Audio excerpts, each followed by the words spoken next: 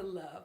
I have officially launched my baby, the gift that I believe God has given to me and has put on my heart a very long time ago, that I've been working on, and I've been doing little pieces of it along the way. I've had people asking me, where are the straight out of the bed videos that we did for the past year and I took a break from, or writings, and just being an encouragement to other people. I was off social media for a little while, and somebody texted me last week, Jay, where you at? And we need you. We need your light. And I said, well, I had to re-up. I had to take time away. Hashtag self-care. And they said, well, you are the re-up. So I just want to say thank you, first off, that a lot of you trust me. A lot of you look to me to be a support to you, to be a light to you, to be an encouragement to you. And I don't take that lightly. I definitely appreciate that you see me as that. And I hope and pray that through this, I'm able to continue to do that, and that we're able to grow together. So thank you again for your continued support and for what will happen with us in the future. So today I just wanted to come on for Self-Care Sunday. Hopefully y'all got y'all Self-Care Sunday plans already popping, okay? Because it's not a game. We got to prepare for the week. But I wanted to come and talk a little bit about identifying personal needs. The year is coming to a close, and a lot of times people will talk about goals and aspirations and resolutions, but I don't think people really talk too much about what personal needs are and identifying those. So what I wanted to do is encourage you to take the time to do that before the year is out, and to communicate those needs to other people. Because one of the major sources of conflict in our relationships with others is unmet needs. Our needs are not being met. Well, why are our needs not being met? Well, most of the time is because, one, we don't know what our needs are. We've never identified them. So how can somebody meet something that we haven't explicitly stated? Which brings you to two. We typically do not communicate what our needs are. So we might know what we need, but we never told somebody. We operate in a space of assumption, and we think that because people are our family or they're our friends, that they should automatically know what it is that we need. And that's not true. We need to operate as though people know nothing about us. That's how we need to communicate. Even to the person who is the absolute closest to you, you need to communicate to them what it is that you need from them, because our personal needs change all the time, depending on what season we're in, depending on what we're dealing with. And so we need to keep people abreast of what's happening in our lives and what it is that we need from them to feel supported. So to jump into this, I have 4 steps for you all to go by. First thing that you want to do is you want to set up your time. You want to set up and you want to connect. So you want to set up your time to sit down and do this process. I encourage you to probably try to schedule about an hour of your time during the week to sit down and identify what your personal needs are. And if you need help structuring your time, you got kids, you need somebody to watch after them, you have some other commitments that you need someone to take over, make sure you do that in advance, because you want to honor this time for yourself. This is another way that you're engaging in self-care, okay? So you want to set up that time and then set up your space. Set up your space. I like to light candles. I like to burn sage. I like to get my cup of tea, put on some relaxing music, and really get myself into this atmosphere of I am about to do soul work.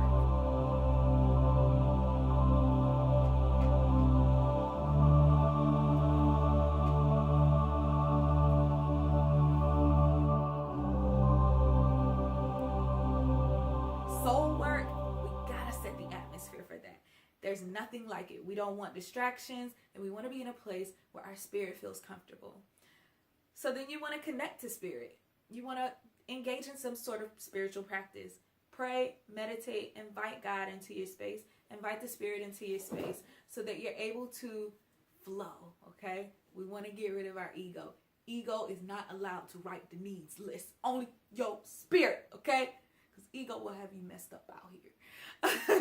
So the second step you want to do, once you've set your space and you're in that, you're flowing, you want to ask yourself the question, what do I need? And then free write about that, all right?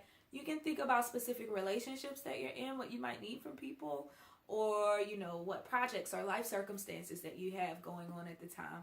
And I just write, just free write. Don't edit it. Don't think about it. Just keep writing. I say set a timer for maybe 5 minutes to start off. You will find that you'll write longer than that. And maybe it'll be 30 minutes to an hour and you're like, well, I can't believe I wrote all this. And that's good because you're releasing. Once you've written, you want to read back over, so you want to reflect and you want to refine. So when you do the reflection, you're reflecting on what you've written, and then you refine it by putting it into some points. Maybe some bullet points, maybe some speaking points to communicate to people in your life, and you can decide who those people are. The final step you want to do is set up that communication time. So whether you're going to have a phone call, a FaceTime, Skype, or seeing somebody in person, you want to set that time up. Connect with somebody and say, hey, can we meet up on such and such date at this time? Okay, schedule that time. It's important. Again, you're honoring yourself by doing this. So once you set up your time, you have that communication with someone, that's going to solve a lot of misunderstandings and people not showing up for you the way that you might need. Now, a note on that. If you communicate your need to someone and they don't show up for you, and they come back and they say, oh, you know what, I'm so sorry, because you can readdress it. And you can say, I told you this. Hey, what's going on? Let me know. Do a check-in. And they say, oh, I'm so sorry. These things were going on, but I got you. And then they continue to not have you. Well, at that point, you can make the decision to walk away. Because one thing that we don't ever have to do, no matter who it is participate in people's pattern of negative behavior. You can remove yourself from that. If they are people who they just got a lot going on, you just understand that, okay? And you stay centered in love. Some people will not be able to have the conversation with you because they're not centered in love. They're centered in nastiness. And that's fine too. You send them love and you keep moving. All right. So I hope that you engage in these. And just to give you an example of some of the things that I've done as far as my personal needs are concerned, is being in school or having big projects, certain ventures in my life. I have sent emails. I like email. I like the written form because it's there and you can go back, and people in your life can go back and read it again too, to refresh themselves on what your needs are. And I sent that out, sent an email, blind carbon copy, a couple of people in my life that I love and I trust, and send that out and let them know what some of my needs are. Hey, I'm in school. I need y'all to do this for me, do that for me.